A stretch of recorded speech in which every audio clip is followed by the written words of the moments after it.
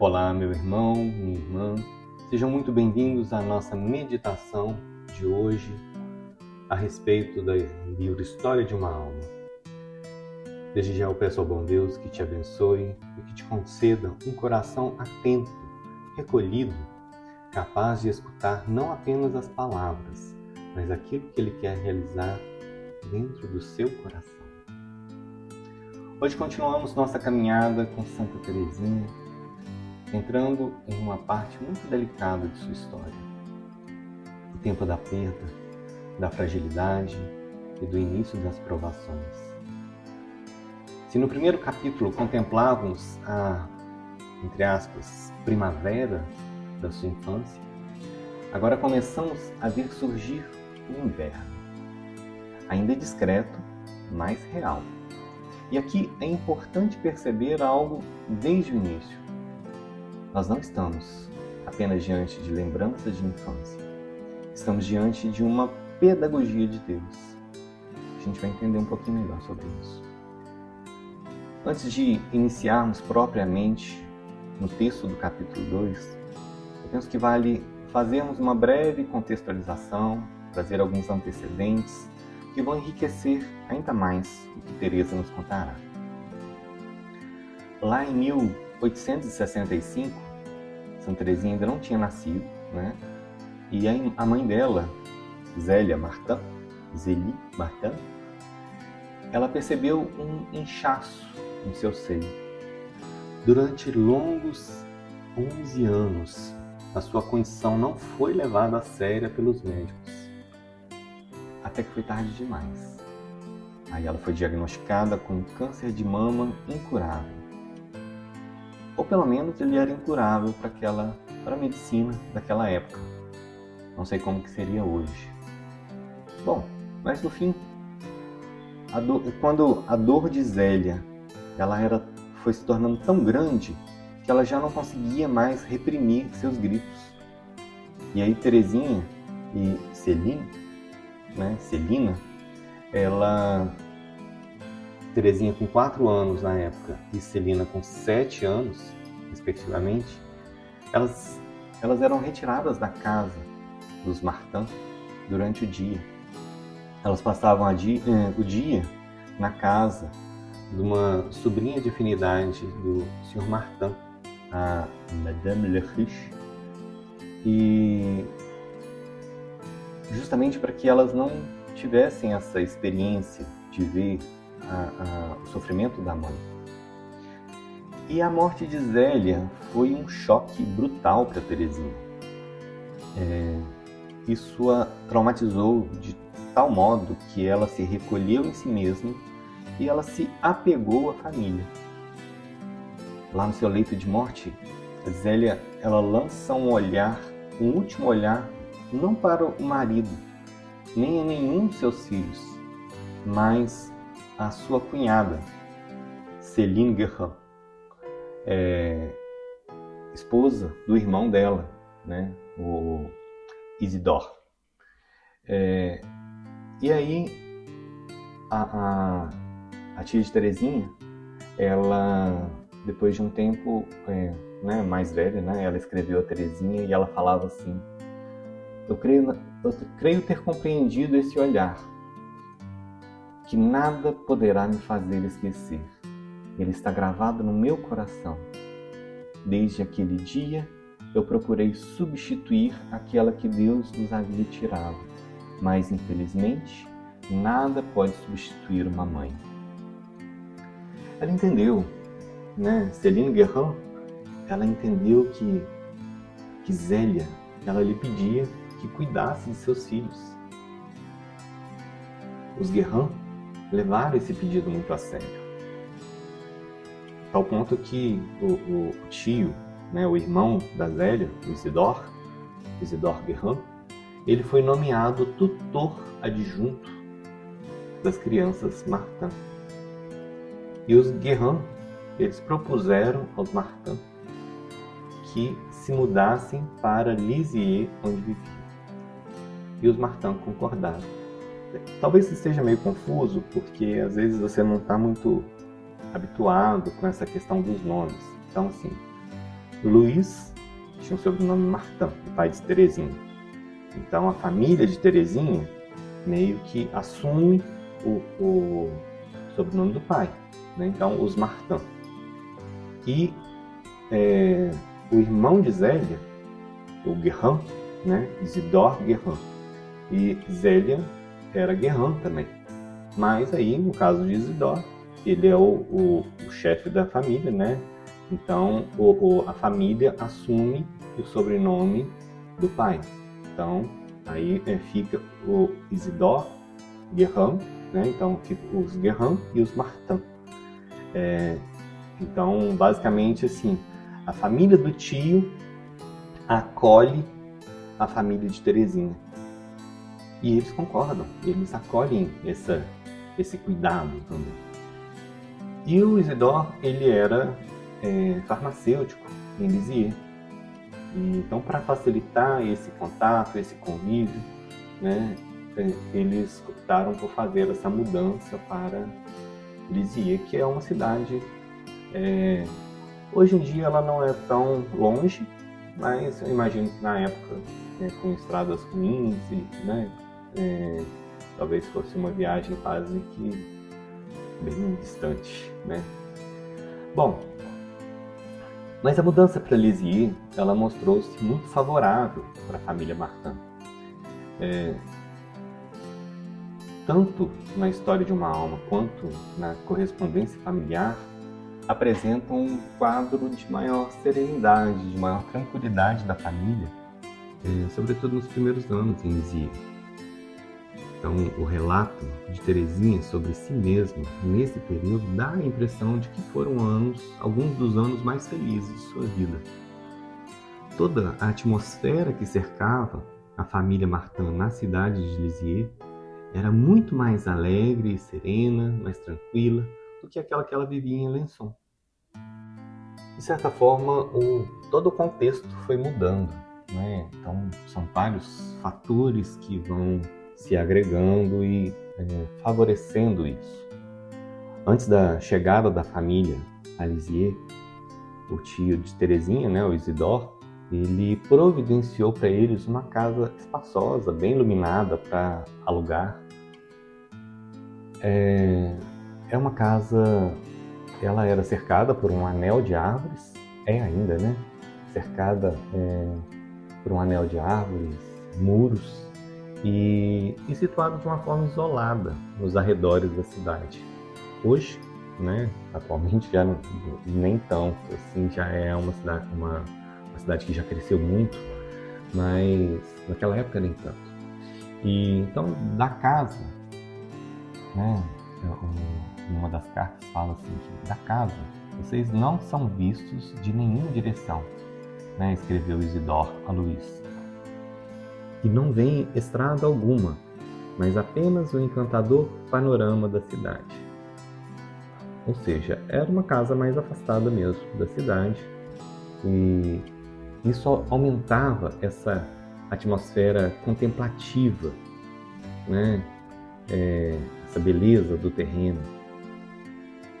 É uma casa encantadora, alegre, agradável, escreveu Maria, a seu pai, como um grande jardim onde Celina e Teresa poderão brincar. No seu novo lar, que foi prontamente batizada de Le Buissonnier, Buissonnier significa algo como pequeno arbusto, né, em francês. E então eles deram esse nome para casa e acabou ficando muito famoso esse local. Então, assim, as crianças elas deram esse nome, Le Buissonnier, por causa desses arbustos que cercavam a casa.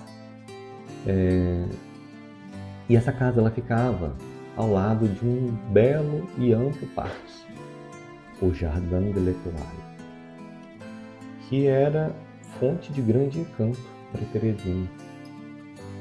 Numa carta é dito assim que esse bebê ama tanto as flores que ela logo vai colher todos os lírios do vale que existe no Jardin de l'Étoile. Terezinha profundamente alimentada pela beleza da natureza, ela foi encontrando no Libsonê um lugar onde pôde ela ser ela mesma.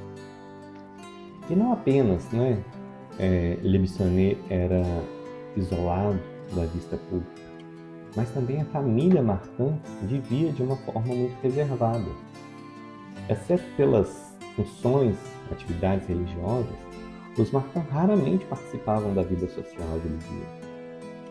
Passavam a maior parte das noites em casa, reunidos ao redor da lareira, ouvindo Luís cantar, ler trechos de um livro chamado O Ano Litúrgico, de Dom Guéroger, ou recitar de memória longas passagens de poesia, principalmente de Lamartine e Victor Hugo. A atmosfera pacífica e bucólica que permeava os Libsonê contrastava fortemente com o ambiente urbano e barulhento que cercava a casa dos Martin de Alençon. Pensem só, em Alençon, a casa que eles moravam dava para uma rua movimentada e era um local de passagem constante para clientes e empregados ligados ao negócio de rendas de Zélio. Como o espaço de moradia também era um local de trabalho, a privacidade e o silêncio eram raros. Talvez por isso também o Luís gostava tanto do Pavillon, que era um outro terreno que eles tinham em Alençon.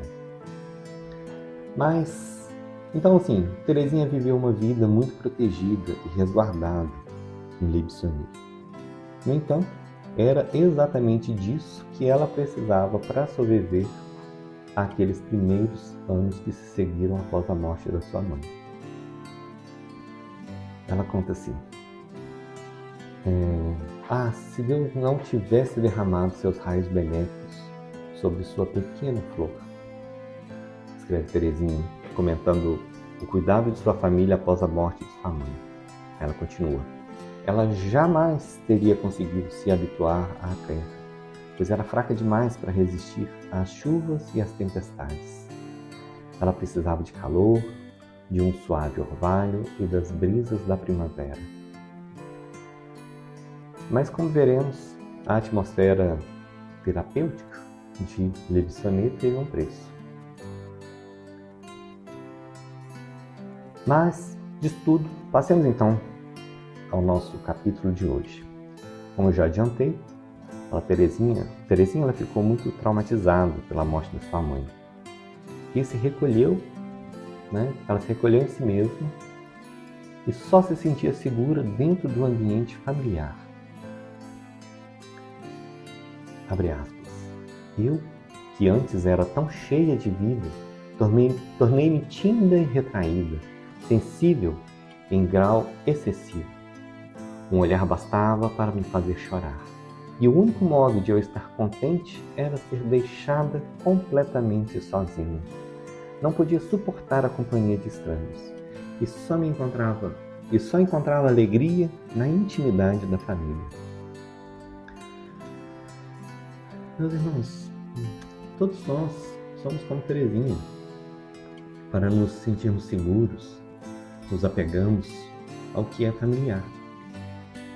O círculo do familiar que traçamos ao redor das nossas vidas pode não ser a nossa família de origem, como foi para Terezinha. No entanto, todos nós temos nossas zonas de conforto. O medo e a ansiedade sufocante, eles surgem quando atravessamos o limite do familiar para territórios desconhecidos. E a irritação e a raiva emergem quando um visitante inesperado, um acontecimento não planejado ou uma interrupção imprevista rompe nossa rotina e invade nossa vida estabelecida. O instinto de segurança, ele está profundamente enraizado em nós, mas também está o impulso de crescer.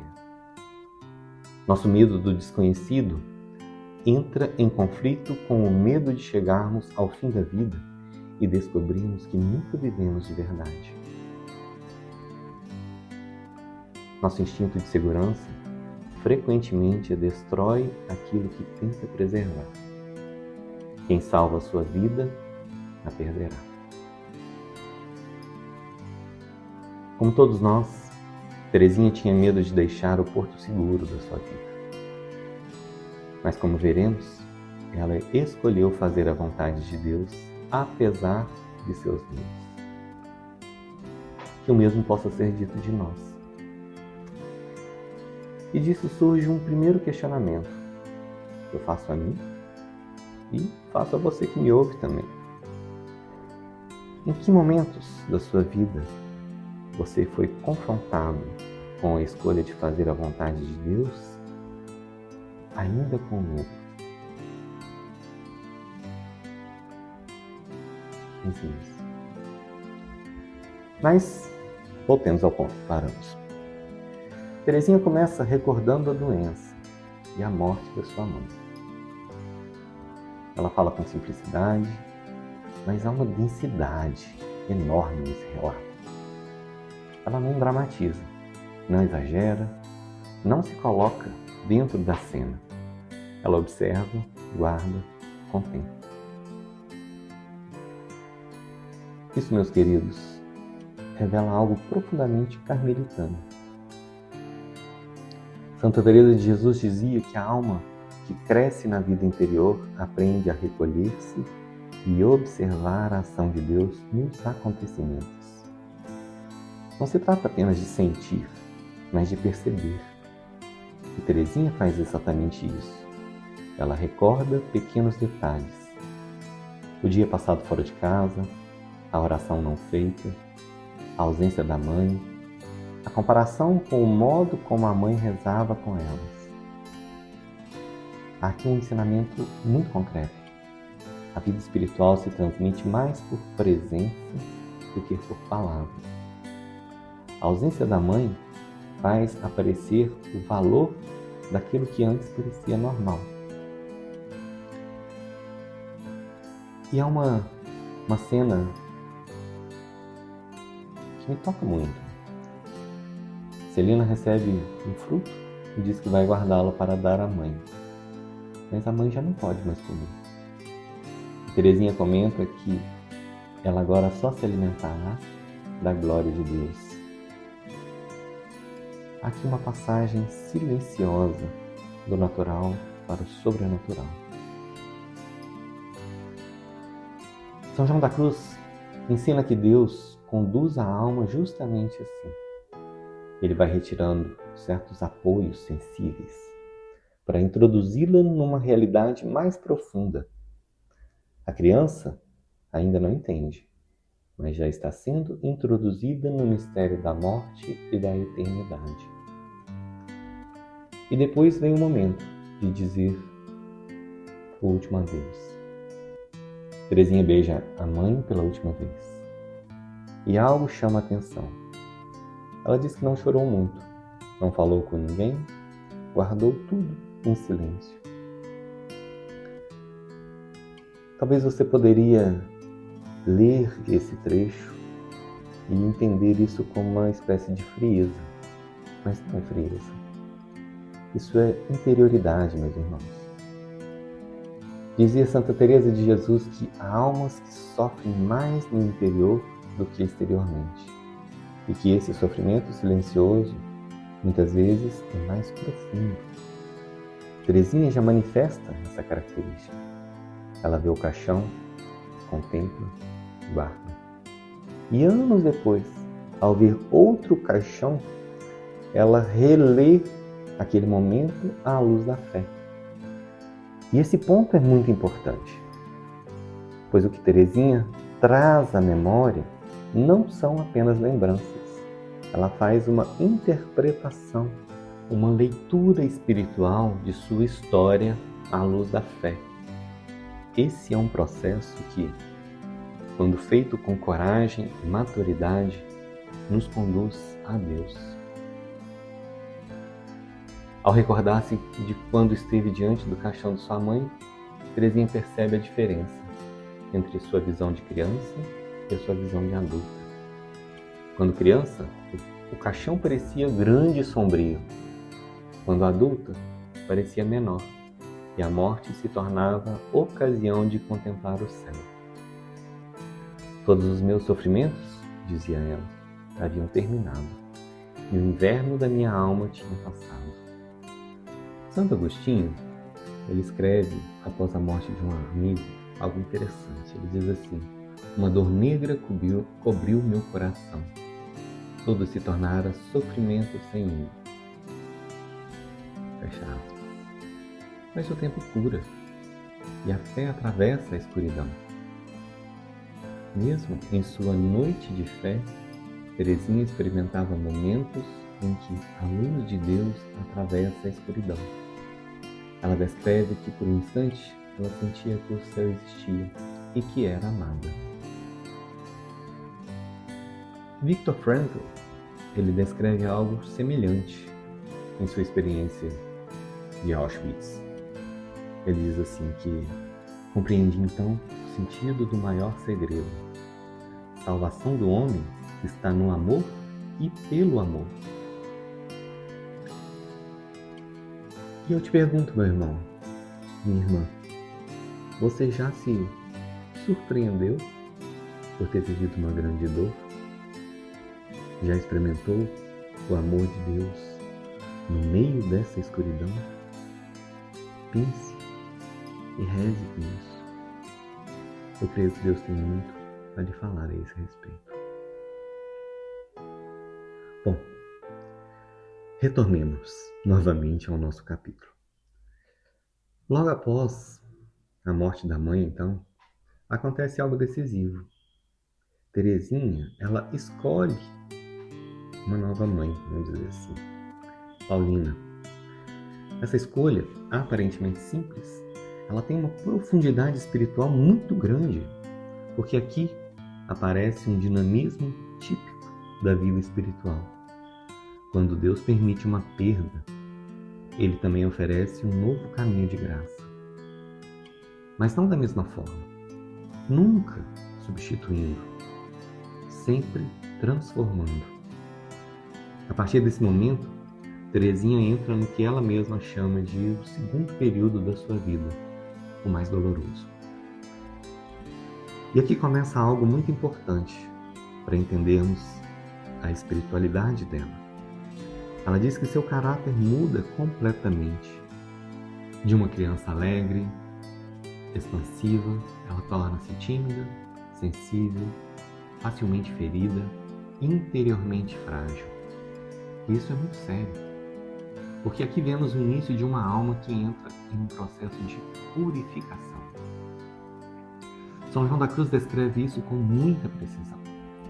Ele fala de uma fase em que Deus permite que a alma experimente fragilidade, insegurança, até certa obscuridade interior, para purificá-la do amor próprio e prepará-la para algo maior. Teresinha ainda não tem linguagem para isso, mas já está vivendo. E ao mesmo tempo, algo extraordinário acontece.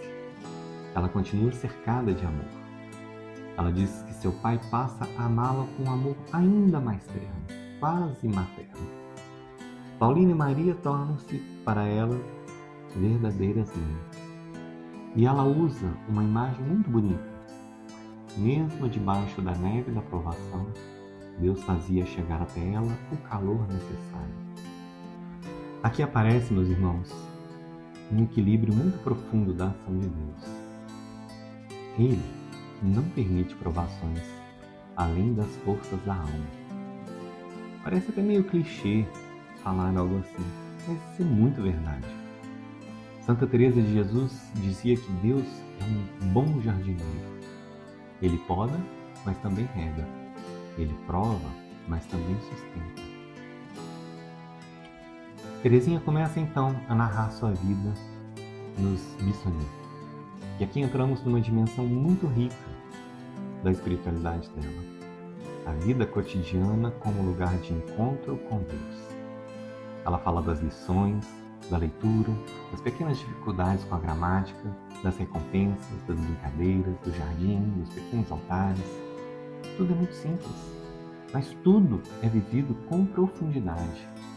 Isso lembra muito o ensinamento de Santa Teresa de Jesus, que insistia assim que Deus anda também entre as panelas. Ou seja, Deus está presente nas coisas simples, na vida comum, no cotidiano. E Teresinha encarna isso de uma forma muito perfeita. Há uma cena que é particularmente bela. Ela conta que durante os passeios com o pai, ela ia sentar-se sozinha na relva. Ela diz assim: eu preferia ir sozinha e sentar-me na relva coberta de flores.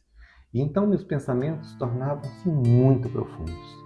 Sem saber o que era meditar, minha alma se encontrava absorvida em verdadeira oração. Eu escutava os sons distantes, o murmúrio do vento, etc.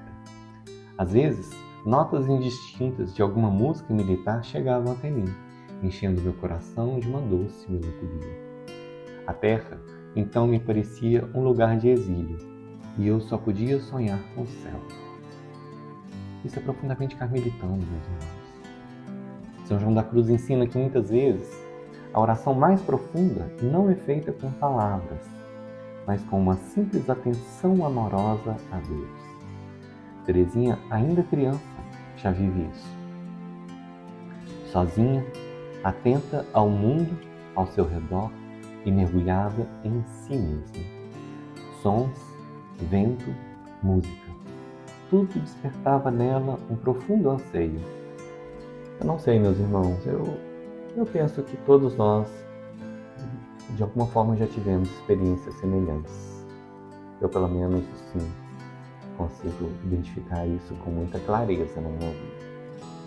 Uma luz no céu, uma música, um aroma, uma lembrança. Muitas vezes são meios pelos quais Deus se utiliza para chegar até nós. E Teresinha só reconheceu isso como oração depois, refletindo, fazendo memória amorosa sobre as experiências que ela fez. São João da Cruz ensina que esse desejo profundo já é experiência de Deus. Deus está no próprio anseio. Diante disso, eu te convido a trazer à sua mente quais experiências em sua vida podem ter sido encontros com Deus, mesmo sem você tê-las reconhecido assim. Outro momento interessante é quando ela vê a tempestade. Em vez de medo, ela sente admiração. Ela diz que parecia que Deus estava muito perto. Isso revela uma percepção espiritual muito refinada. Aquilo que poderia gerar medo torna-se ocasião de encontro com Deus.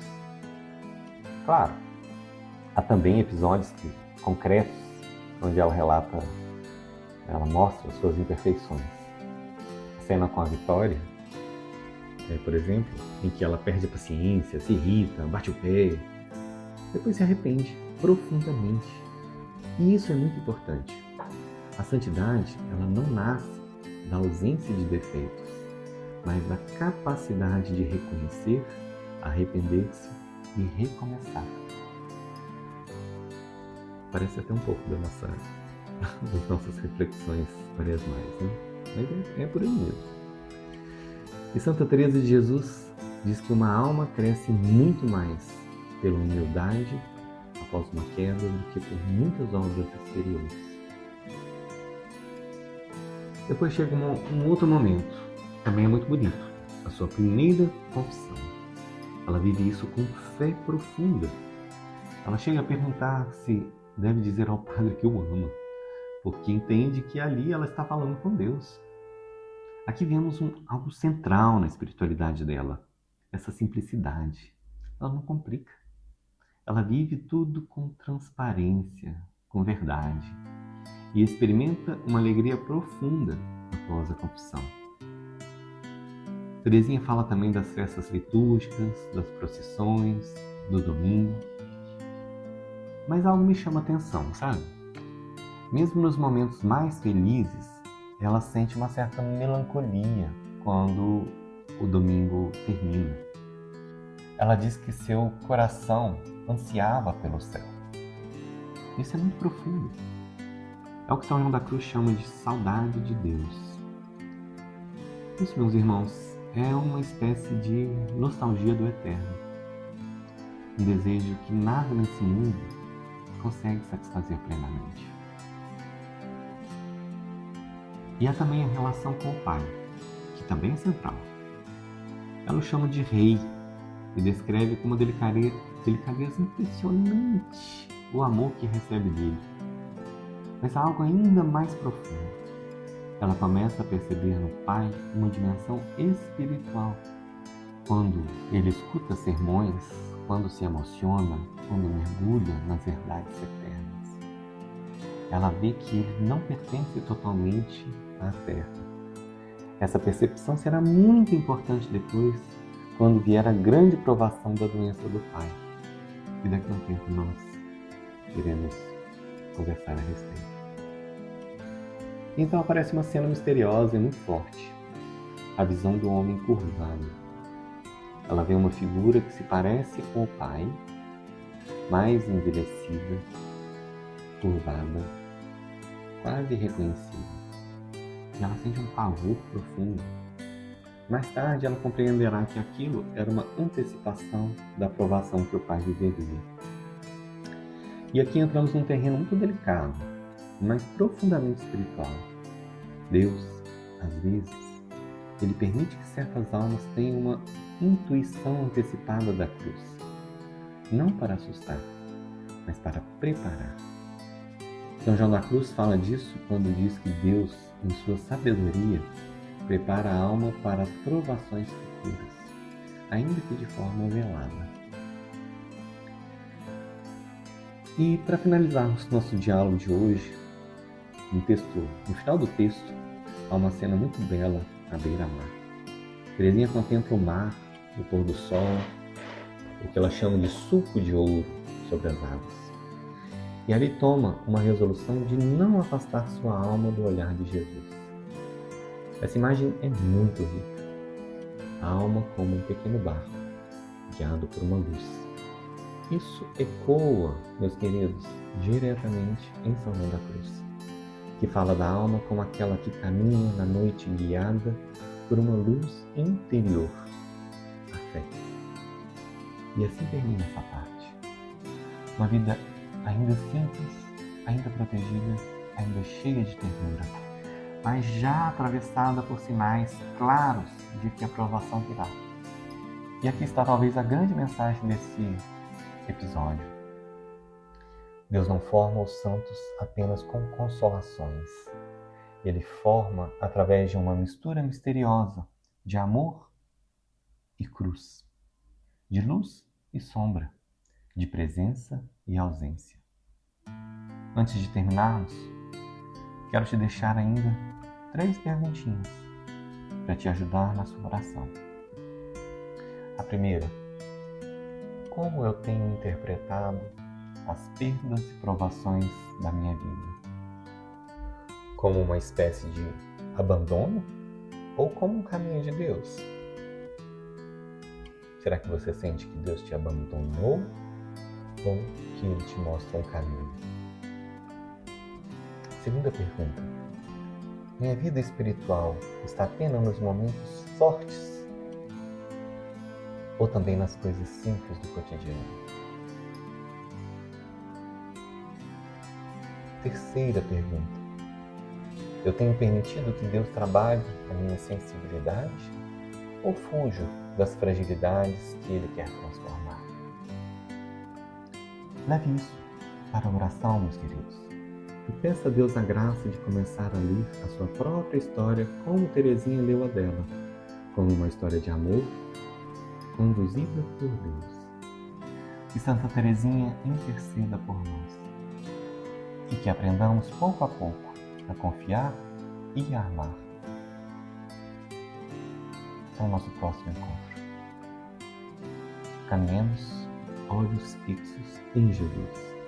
Que Deus te abençoe, em nome do Pai, do Filho e do Espírito Santo. Amém.